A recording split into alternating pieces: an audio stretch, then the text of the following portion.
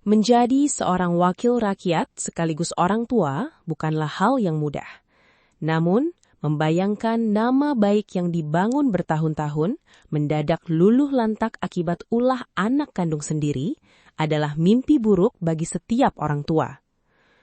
Hal inilah yang dialami oleh Ade Lukman, seorang anggota DPRD Kota Tasikmalaya dari fraksi Partai Amanat Nasional (PAN). Suasana tenang di tengah kesibukan dinasnya seketika pecah saat sebuah kabar mengejutkan datang dari adiknya. Anak pertamanya yang bernama Nurma, seorang pegawai di RSUD Dr. Soekarjo Tasikmalaya, mendadak viral di seluruh Indonesia akibat unggahan kontroversial dan perkataan kasarnya kepada pasien pengguna BPJS Kesehatan di media sosial Threads. Reaksi Ade Lukman saat pertama kali mendengar kabar tersebut sangat emosional.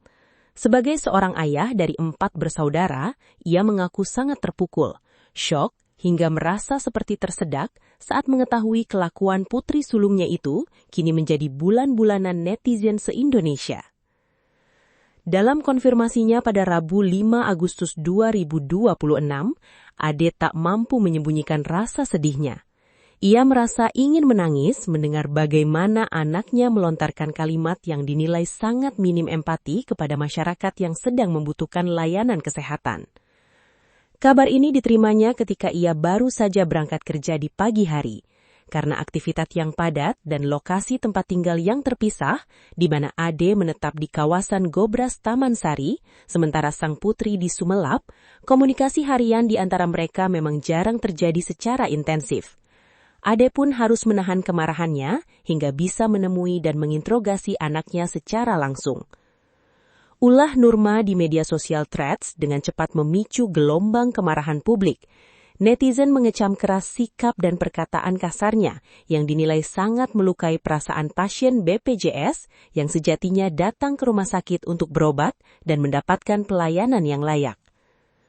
Dampak dari tindakan ini tidak main-main. Selain mencoreng nama besar ayahnya sebagai pejabat publik di Kota Tasikmalaya, nasib pekerjaan Nurma sendiri kini berada di ujung tanduk. Pihak manajemen RSUD Dr. Soekarjo bergerak cepat merespons kehebohan ini. Nurma yang berstatus sebagai pegawai di rumah sakit tersebut kini harus menghadapi ancaman sanksi berat, yakni tidak diperpanjangnya kontrak kerja akibat tindakan tidak etis yang mencemarkan nama baik instansi tempatnya bekerja. Sadar akan kesalahan fatal yang diperbuat anaknya, Ade Lukman langsung mengambil langkah tegas.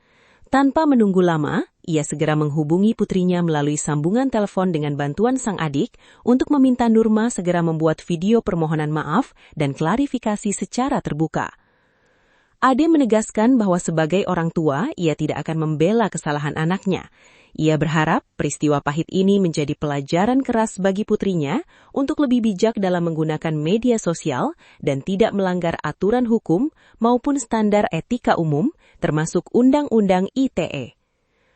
Menurut Ade, arus media sosial memang tidak bisa dibendung, namun setiap individu, terutama yang bekerja di sektor pelayanan publik, wajib memiliki kedewasaan dan kontrol diri dalam memanajemen akun pribadi mereka di dunia maya.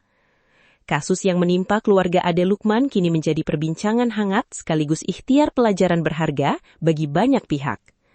Video klarifikasi dan permohonan maaf dari Nurma memang telah diunggah dan disebarkan ke publik. Namun luka hati masyarakat dan penyesalan sang ayah membutuhkan waktu untuk pulih.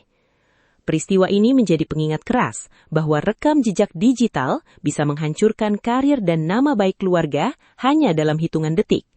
Di era digital saat ini, empati dan kehati-hatian dalam bertutur kata, baik di dunia nyata maupun media sosial, adalah hal mutlak yang harus dijaga oleh siapa saja. Assalamualaikum warahmatullahi wabarakatuh. Saya Norma Zahara.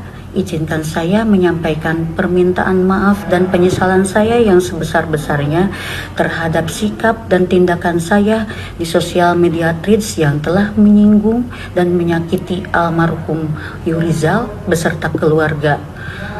Terkhusus untuk mereka dan untuk pada umumnya saya meminta maaf kepada netizen Indonesia untuk memaafkan perbuatan saya yang tidak senonoh dan sangat-sangat tidak mencerminkan sebagai manusia. Saya menyadari hal itu sangatlah tidak pantas dan saya berjanji tidak akan mengulanginya lagi.